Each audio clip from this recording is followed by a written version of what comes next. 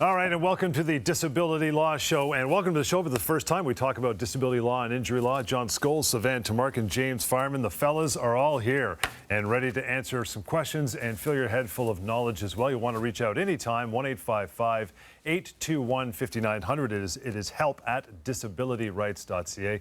That's the email address, or simply disabilityrights.ca is the website. Guys, lots to talk about today. James, I know one of your favorite topics, and that is 3 things you must know about the deadline for appealing a denial of your LTD claim. We'll get to that in just a bit. But first, always the week that was, and we're going to talk about the pocket employment lawyer as well. Sivan, what's going on? Absolutely, John. It's great to be here with everyone. And, let me start off by saying that, again, for new viewers, James and I are disability lawyers.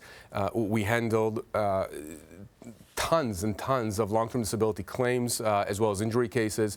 And one of the things that really bothers me when somebody calls me and talks to me about their denial, I will tell you the only thing that bothers me more than listening to people talk about how much struggles they've had and the issues they've had with their insurance company is when they tell me that they've hired a lawyer to help them and that lawyer hasn't done anything on their claim. So let me tell you one interesting situation that has happened that's come across my desk. So about a week ago or so, I get a call from a gentleman. He's 54 years old. He's an airline pilot. He does commercial flying for a living for many, many years. He's a father of 4. And a few years ago, he started having vision issues and tremors. And he's gone to a whole variety of neurologists, and they've diagnosed him with a certain illness, a pretty significant illness, and they've confirmed that he cannot work. And so he applied for long-term disability, which would have been expected, and he was denied. And he was denied for, believe it or not, insufficient medical proof. Leaving aside the ridiculousness of that position by the insurance company, this gentleman then goes to a lawyer. And the lawyer tells him, yeah, absolutely, I can help you. And so he retains this lawyer about 2 years ago. And this lawyer starts communicating with the insurance company and appeals that denial twice. And twice the insurance company comes back and says, no, we are maintaining our denial. Again, ridiculous position on the insurance company's behalf, but even more ridiculous that this lawyer kept going back to the insurance company trying to appeal that decision. We're going to talk about appeals a bit later. Long story short, about a year ago or so, this lawyer apparently started a legal claim, which is what he ought to have done initially. Well, nothing has happened for about a year. And I can tell you, John, and I can tell our viewers that we handle these kinds of claims in our office all the time. We generally resolve claims like this within a year or less. Again, depending on the facts of the case, depending on each case. When I dug a bit deeper, I found out not only has the case not resolved, nothing has been done on this claim. Even the documentation that is required, that that the lawyer's office needs to request to bolster that claim, to present that claim to the insurance company, has not been requested because my client, he's our client now, but this gentleman said that he wasn't even asked for authorizations by that lawyer's office to request those documents. So, the first thing I did before of course, telling him my assessment of the case is I Googled that lawyer, and I found out that that lawyer doesn't actually handle, in fact, his website says... Is he a disability lawyer? No, he doesn't do disability law. He doesn't. In fact, his profile on his website doesn't even mention that. It mentions real estate, family law, immigration law. So word to the wise, if you are dealing with an insurance company and you've been denied a long-term disability claim, or if you have an injury claim, you want to go to a lawyer that deals with that area of law exclusively. If you don't, it's like going to a doctor that has a different specialty than the issue you're dealing with. You're not going to go to a neurologist if you have a psychiatric issue, or vice versa. So it's very, very important to know and to understand that when you have a legal issue, you have to go to the legal professional that has expertise in that area of law. If you don't, you are jeopardizing your claim and potentially tens, if not hundreds, if not more dollars that is owed to you and owed to your family. There's also a communication issue here as well, too. As lawyers, it's a fundamental part of our job to educate our clients about the process. And certainly that's part of what we're trying to do on the show for all of our viewers. But not everybody who has a claim watches our show, unfortunately. And so when we have new clients, part of our process is to let the clients know and make sure that they understand exactly what lies ahead. To the extent that we can do so, we'll give timelines as well, too. So none of this is a mystery. Sivan just mentioned that we try and resolve claims within a year, and that's our experience. A year is sort of the furthest time into the future where we would expect it to be resolved. But in many cases, it gets resolved much sooner than that. But what's important is that you are pushing it forward aggressively, which means bringing a claim as soon as you're able to do so. It means requesting a mediation as soon as possible, getting all of the documents that you need at the start so that they are in hand and ready to be used when you're going to mediation. And it's important that the clients understand exactly what that looks like, so there's no surprises. Again, reaching out 1-855-821-5900. Something else we want to talk about, even though the name is pocketemploymentlawyer.ca, there's a very large, robust part of this that has to do with disability, right? That's right. This is a new website that we have developed. It's free, it's anonymous, and it allows people who have had or have employment issues, but also disability issues, to just go on the website and get basic information about their case. Yep. You have a series of questions. It's not long, and you basically select from a menu what applies to you, and then that website, that tool that we created, customizes a response to you that gives you a starting point for the legal analysis of your case. John, many people don't want to call a lawyer. They don't want to communicate with a lawyer, at least initially. So they go to Google, right? We do this when we have an illness or when we have a headache or something. But the problem is that there's so much misinformation on the web. You want to make sure that you get the right information about your employment issues, but also about your disability issue. And the reason why Pocket Employment Lawyer has a disability component, if you're having a disability issue, is because so many employees are having issues with their employment as a result of an illness or an injury. And so through this legal tool that we've created on this website, you can get very basic information, but the correct information about your case. So you input those key pieces of information that's applicable to you, and that website will shoot back a brief analysis that tells you, here's what you can or cannot do. And then if you want to contact us, you're free to click the next button and you can contact us directly. If you don't want to do that, that's fine. Close the browser and that's that. We're never going to know that you were there. But it's a phenomenal thing, and it's been used thousands and thousands of times since we've launched it a few months ago. Again, pocketemploymentlawyer.ca is where you find it. As Sivan said, it's completely anonymous, and there's a contact button at the top right, little yellow button if you want to move further. If not, just get the information and roll on. Email is promised. Again, it's help@disabilityrights.ca. First one for today, guys, comes from Marianne. Marianne says, my daughter has bipolar disorder and major depressive disorder. She's been seeing a psychologist for over 3 years. After the death of her childhood friend last year, she got much worse. She received long-term disability, but 6 months later, she was cut off because her adjuster said that she wasn't complying with her treatments. Her psychologist says that she was. The psychologist has tried to write the adjuster directly several times to say that my daughter is doing everything she's supposed to, but she missed a few treatment sessions because she was too ill to get out of bed. Her psychologist said that this was normal for her condition. Can you help her? We absolutely can help her. There's no question about that. So, as a starting point, it's important to understand that as part of a long-term disability policy, you are required to comply with reasonable treatment. And so if your doctor recommends that you do X, Y, and Z, it's important that you make reasonable efforts to do X, Y, and Z. And if you don't, your insurer would be quite justified in denying your benefits. But that's not what's happening here. What Marianne is talking about is her daughter is attending treatments regularly and was particularly ill to the point where she wasn't able to get out of bed. Nobody is going to, no one is going to lose a case because they were too sick, and legitimately so. If an insurer cuts you off on that basis, then they're really exposing themselves not just to having to pay what they're required to under the policy, but for having to pay punitive damages on top of it. Because it's understood, people get sick.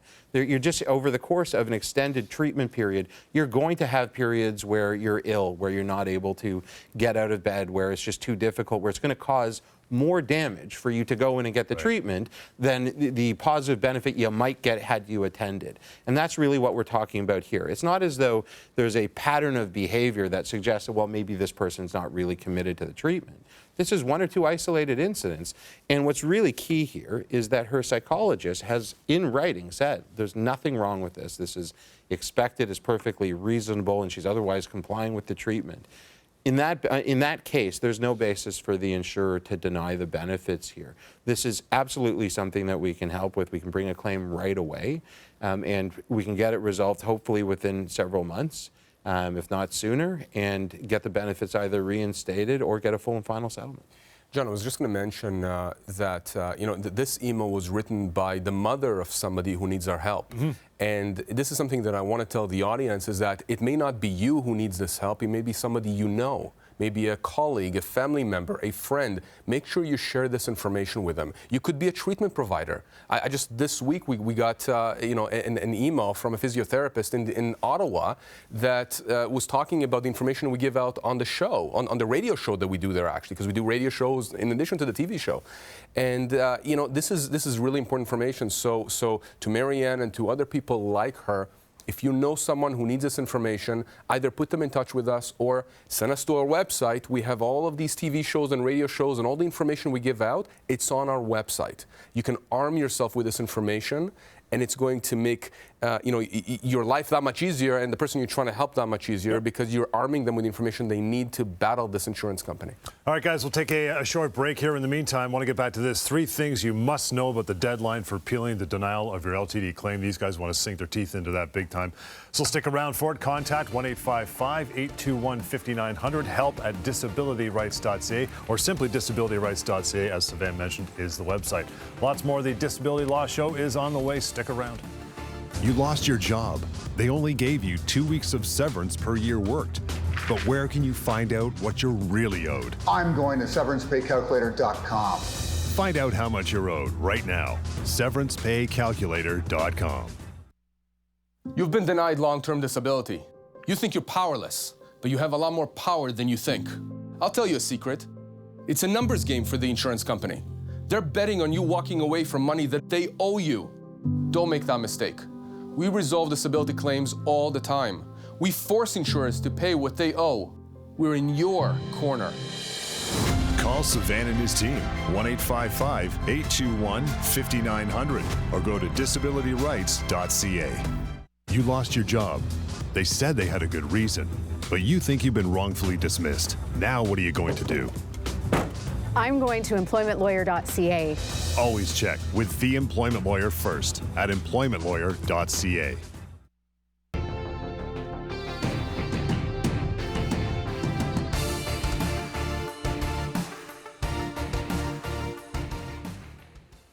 All right, and welcome back to the Disability Law Show. John Scholes, Sivan, Tumarkin, James Fireman with the information. Guys, reaching out, 1-855-821-5900. We get that up on the screen quite often. You want to send along an email that is simply help at disabilityrights.ca. As promised when we went to break, guys, want to get into this. 3 things you must know about the deadline for appealing the denial of your LTD claim. All right, so we'll get to number 1. I think, James, you're chomping to get at this, so we'll get to it. Number 1 is this. Appeal deadlines set by the LTD insurers are arbitrary. They are set by the insurer and have no legal consequence whatsoever. Yeah, so I don't think there's been a week that's gone by that I've been doing disability law that I haven't gotten a call, a consultation with someone who's looking for legal help, and they haven't been very upset because they have this deadline coming up to appeal the denial of their benefits. And they're very concerned about missing that deadline. And they want to know what happens if you miss it. And so let's clear that up right now. The answer is nothing. Nothing happens. You're in the exact same situation before as you were after. That deadline is like if you watch those infomercials late at night and they're selling you, some small kitchen appliance, but if you call now, in the next 30 minutes, they're going to send you this great set of steak knives. Nice. But it's got to be in the next 30 minutes. Well, guess what? If you call in 45 minutes or an hour or the next day or the next week or the next month, you're getting the steak knives. And really, that's what this is about. It's giving you a deadline because that incites people to act. Yeah. They give you a deadline, you think, oh, I have to do this now, and people do it. They want you to appeal. Ideally, they want you to do nothing, but if you're going to do something, they would much prefer that you appeal than you talk to a lawyer. If you appeal a denial of the claim, you are then within the insurer's own system. And what I mean by that, what you said was that the deadline is arbitrary. Well, the entire appeal process is arbitrary. That's not set out in the policy. That's not set out in legislation. There is nothing that governs how the insurance company has to conduct the appeal. And so if your image of an appeal is that, okay, I'm going to send this off and it's going to go to someone who's objective and I'm going to get a fair hearing and they're going to understand me, and once they have that information from my doctors, surely they'll reverse the decision, you're sorely mistaken. It's going to the same people that made the decision in the first place, the same people that have an objective, a profit motive, to cut you off. And that's fine. It's just you have to understand what their motives are. And when you understand that, when you know that an insurance company is a corporation that is in business to make profits for its shareholders, and they do that by cutting people off, then you understand that once they have found a justification to cut off or deny your benefits, it is going to be very difficult to get them to change their mind. And when you appeal, that's all you're doing. You're saying, can you please change your mind? Guess what? It's not going to happen. Dealing with that deadline for appealing your LTD claim, number 2 is this, Sivan, that is they are designed to control you by forcing you to make a decision, either to appeal or to abandon your claim. That's exactly what they're trying to do. It's a psychological game for them. And I say that because if you think about it, if they simply told you, John, we're denying your claim, but you can appeal whenever you want, you're going to take your time. You may think that you have all the time in the world. You're going to start talking to all these lawyers, or you may just put this off for 6 months, whatever the situation may be. There's no urgency. By telling you that there is a deadline, they're creating an urgency for you. That urgency is designed to force you to make a decision. And you may not be ready to make a decision, or you may say to yourself, I don't have enough time to go to a lawyer, I'm too sick. Remember, you're dealing with disabled individuals, or you're dealing with individuals who are simply, they don't have the ability right now to do what they need to do their homework, to get the legal advice they need, or they may think that. So they may think, you know what, I have this urgency right now. I may decide to appeal this just to, to take a shot at it. They're listening to us on TV or on radio, and they're thinking, these guys are saying, that you should not appeal. It's arbitrary. But you know what? The insurance company has written in black and white. It's in there. It's right in front of me. I have to make that decision. So you know what? I'm going to try one more time. One more time, as James put it. To in a way, beg them or try and change their mind. At the end of the day, by doing that, you are playing into their hand, because when you get that denial again, you are again going to be frustrated, and you're going to think again that there is some formality to the process. And so by doing that, they are controlling the way you're thinking, because if they deny you again and again and again and again, at some point you're going to say to yourself, what's the point of going to a lawyer? What's the lawyer going to do for me? And that's what we're trying to get you to understand, that those appeal deadlines are actually meaningless. They are there arbitrarily to force your hand. And frankly, they're effective. They're effective. How many times do you get people telling you that they haven't appealed? I think almost every person I've spoken to in the last little while have said that they've tried to appeal at least once. And many of them have been listening to us because they still think it's so formal, I have to make that decision. And it's unfortunate because it just prolongs the process. It's a detour at the end of the day. So something to consider. These appeals are designed to force you to make that decision that you perhaps may not be ready to make, or if you are ready to make, you'll make the wrong decision, which is to appeal. Okay, dealing with the deadline for appealing that denial, third point of the 3 guys, and you alluded to this, James, you talked about it a little earlier, and that is they're used to confuse you and make you think that you're appealing to a neutral third party. This is all, sweetness and light. Or there's someone in the insurance company who will look at your claim objectively, maybe with some fresh eyes, right? Yeah, so you have to put yourself in the position of someone who is getting denied or cut off their benefits. They receive this letter from the insurance company, and it's devastating. They're disabled. They cannot work, so they have no income coming in, and they've been relying on having this long-term disability policy as a safety net. Yep. And all of a sudden, someone's telling them, oh, sorry, your safety net's not there. And that is devastating news to receive. But what's this? There's light at the end of the tunnel. There's this appeal process that we can go through. That's great. And it sounds like it's, from the whatever, from high atop the thing. No, it's not. This is just something that they have made up. This is not set in stone. This is not a formal process that they are abiding by. This is something that they are making up as a way to confuse you and to compel you to stay within their system, where they make the rules, where they make all of the decisions. And how do you get around that? It's very, very simple. You start a legal claim. That's all you have to do. And all of a sudden, you're no longer in the insurer system. They no longer have the control to make all the decisions. Now they have to be reasonable. They have to come to the table and be reasonable, because if they're not, it's going to be very public and it's going to be very bad for them. John, dealing with insurance companies, as lawyers, I can tell you, both as lawyers who used to work for insurance companies in the distant past and lawyers who now go after insurance companies, it's a game of leverage. so long as you are dealing with the insurance company on their turf, they have leverage. Yep. This appeal process is what James is talking about. They have leverage over you. I've had people contact me and telling me, I want you to help me appeal. And I tell them, but I have no leverage by doing that. Why would the insurance company listen to us? We have no leverage. So the question then, the second question that I get is, well, how do you generate the leverage? How do you force the insurance company to come to the table? Through the legal process. Because once we take that process out of their hands and place it in the legal, on the legal side, on the legal lane, now they don't have that control anymore. Not to mention the fact that now they have to have a defense lawyer appointed, and now they're bleeding money. You understand? Yep. So as soon as that happens, we gain leverage. And as an individual, a regular person out there, you are not equipped to do that unless you have a legal background. Even if you do, it's like a patient. You're not going to operate on yourself. You're going to get somebody who knows what they're doing. This is what we do. Our job is to give you that leverage over the insurance company, and that's what forces them at the end of the day to come to the table and pay you the money that you deserve, because we've generated that leverage not through their process, but through the legal process.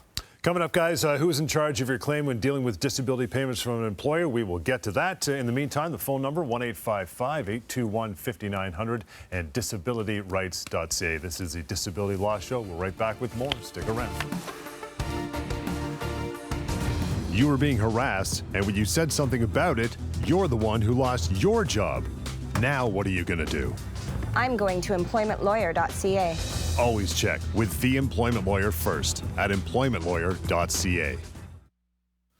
Insurance companies deny long-term disability claims all the time. They give lots of excuses. Don't give up. I've seen it all. They've ignored your doctors, they've ignored you. You're angry and you're frustrated. But there's hope. We resolve disability claims all the time. We force insurers to pay what they owe. We're in your corner. Call Sivan and his team, 1-855-821-5900, or go to disabilityrights.ca. You thought you had a secure job. You didn't see it coming. Now what do you do? I'm going to employmentlawyer.ca. Always check with the employment lawyer first at employmentlawyer.ca.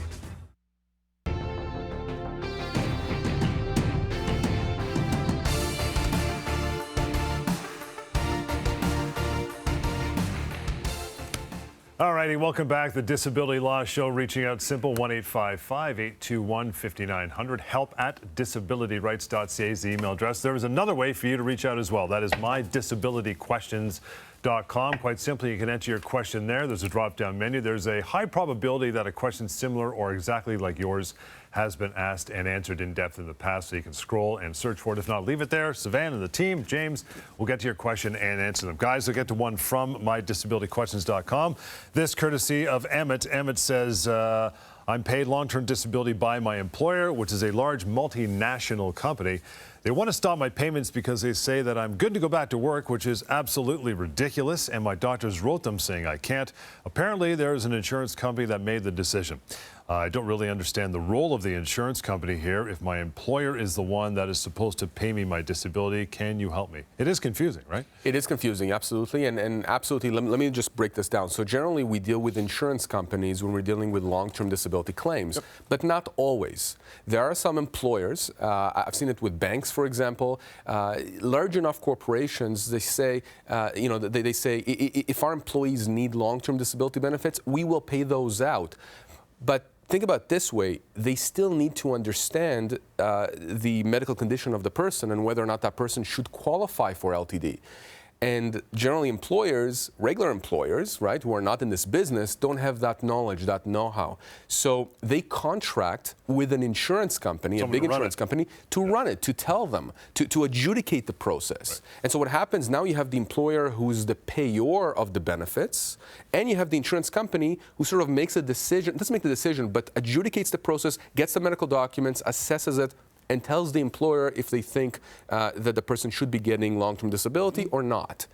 And so what happens in a situation like this that Emmett is writing about, his doctors are saying he cannot work. the insurance company and the employer, or one of them, has made the decision that he should not be getting paid. I believe it's the employer here, but presumably on the advice of the insurance company.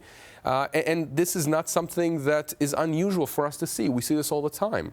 And depending on the circumstances, we will go after both. We'll go after the employer and we'll go after the insurance company. It doesn't matter.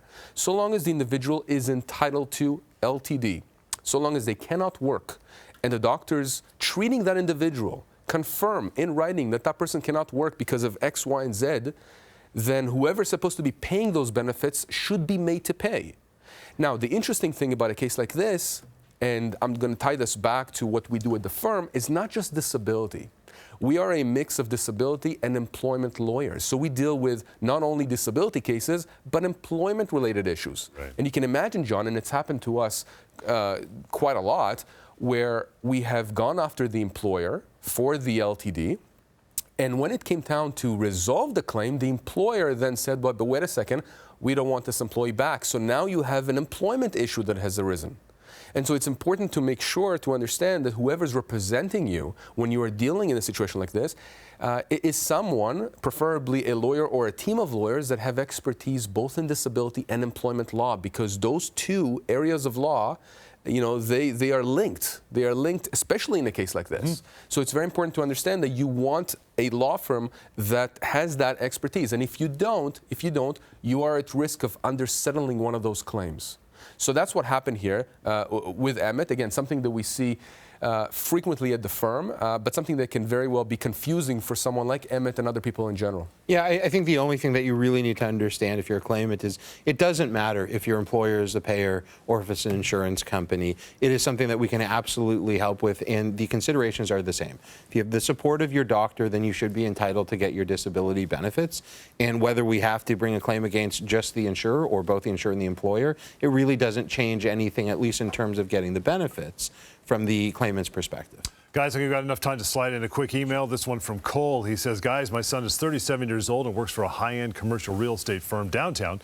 He's had mental health struggles in the past, but recently after his divorce and his mother's death, he's gotten much worse, very bad. He's seeing a psychiatrist who prescribed him medications and time off, and he's been getting long-term disability for just under 2 years. Now his case manager says that he won't be getting any more payments after the end of January. He's nowhere near ready to go back to work. Can you guys help him? So absolutely. It's important to understand, though, Cole, that the 2-year mark is a really critical point in the long-term disability process. After having received benefits for 2 years, the definition of total disability, which is what determines whether or not you're entitled to benefits, it changes. In the first 2 years, it requires that you be able to prove that you cannot return to your own occupation. After 2 years, it becomes whether or not you can return to any occupation that you're qualified for by training, education, or experience. And if they can show that, then the insurer will be entitled to cut off your benefits. And so it's true that at the 2-year mark, the test gets tougher, and legitimately, insurers will cut off more people. But that doesn't mean that that's going to apply in your son's case, Cole. Because especially when we're dealing with mental health issues, very often, to me, at the 2-year mark, very little changes. Because when you have a mental health issue, especially a very significant mental health issue, that is something that you carry around with you that affects everything that you do. It's not a broken bone. It's not. So, you know, you think about it in another context. Think about someone who has a significant physical injury that does a manual labor job. Well, it's true. They're not going to be able to go back to their job for the first 2 years, because if they, you know, have a broken back and they can't walk anymore, well, you're not going to be able to do that anymore. But that doesn't mean a paraplegic can't return to any occupation. After 2 years, there very well may be jobs that they can do that they're qualified for. May not be what they want to do, but that's what the policy says. But if you have a serious mental health condition, that is something that very rarely is going to change much when the test changes at the 2-year mark. And it seems that that's what's happening here. So, Cole, absolutely, we can certainly help your son. There has to be some sort of what they call commensurate income if he does go back, right? Absolutely. Yeah. So after the 2-year mark, that's a great point. After the 2-year mark, you have to be able to show that you're not able to earn at least 60% of what you had been making before. You want to reach out like Cole did, no problem. help@disabilityrights.ca is the email address, or simply Disability Rights is the website. As mentioned in the first segment, pocketemploymentlawyer.ca. And, of course, the phone number works anytime, 1-855-821-5900. We will see you again on the Disability Law Show. Thanks for joining us.